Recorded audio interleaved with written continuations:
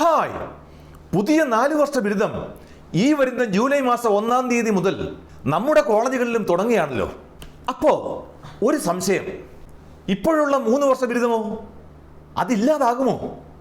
Hey, അതില്ലാതായിട്ടൊന്നുമില്ല. കാരണം +2-ന് ശേഷം നമ്മളുടെ കുട്ടികൾ ഇനി മുതൽ കോളേജിൽ ചേരുന്നത് ഈ പുതിയ 4 വർഷ ബിരുദ പദ്ധതിയിലേക്കാണ് എന്നത് ശരി തന്നെ. എന്നാൽ ഓർക്കണം, ആദ്യത്തെ 3 വർഷത്തെ പഠനത്തിന് ശേഷം ഇപ്പോഴുള്ളതുപോലത്തെ സാധാരണ ബിരുദവും എടുത്തുകൊണ്ട് അവർക്ക് പുറത്തു വരാം. അതിനുശേഷം അല്പം ജോലിയൊക്കെ ചെയ്ത് ലേശം കാശൊക്കെ ഉണ്ടാക്കിയതിന് ശേഷം കോളേജിലേക്ക് വേണമെങ്കിൽ തിരിച്ചുപോയി 4-ാം വർഷത്തിലേക്ക് വീണ്ടും അഡ്മിഷൻ എടുത്ത് അവരുടെ 4 വർഷ ബിരുദ പഠനം പൂർത്തിയാക്കാനും സാധിക്കും. ഇനി അതല്ലെങ്കിലോ 3-ാം വർഷത്തിൻ്റെ തുടർച്ചയായി 4-ാം വർഷത്തിലേക്ക് ബിരുദ പഠനം നീട്ടാനും സാധിക്കും.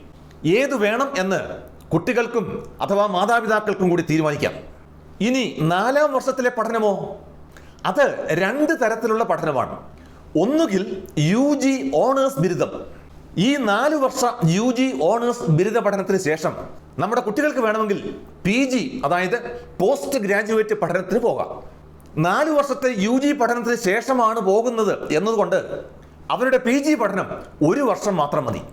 ഇനി അതല്ലെങ്കിൽ അക്കാദമികമായി കുറച്ചുകൂടി മികച്ച UG ഓണേഴ്സ് വിത്ത് റിസർച്ച്, അതായത് റിസർച്ച് ഗവേഷണ പഠനത്തോടു കൂടിയ UG ഓണേഴ്സ് ബിരുദ പഠനവും അവർക്ക് നടത്താം.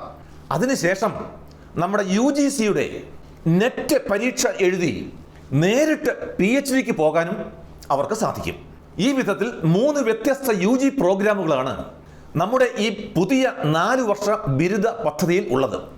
അതായത് 1, 3 വർഷത്തെ സാധാരണ ബിരുദ പഠനം. 2, 4 വർഷത്തെ UG ഓണേഴ്സ് ബിരുദം. ഓർക്കണം, ഇതിനു ശേഷം ഒരൊറ്റ വർഷത്തെ PG പഠനം മാത്രം. ഇനി 3-ാമത്തതോ 4 വർഷത്തെ UG ഓണേഴ്സ് വിത്ത് റിസർച്ച്, അതായത് ഗവേഷണത്തോടു കൂടിയുള്ള UG ഓണേഴ്സ് ബിരുദം. ഇതിനുശേഷം UGCയുടെ നെറ്റ് പരീക്ഷ നേരിട്ട് എഴുതി പാസ്സായി PhDക്ക് നമ്മുടെ കുട്ടികൾക്ക് നേരിട്ട് ജോയിൻ ചെയ്യാനും സാധിക്കും. ഇതാണ് നമ്മുടെ പുതിയ 4 വർഷ ബിരുദ പദ്ധതിയുടെ കാതൽ. ഇപ്പറഞ്ഞ കാര്യങ്ങളുടെ വിശദാംശങ്ങളുമായി ഒരു പുതിയ വീഡിയോയുമായി നമുക്ക് വീണ്ടും കാണാം. Until then, bye bye.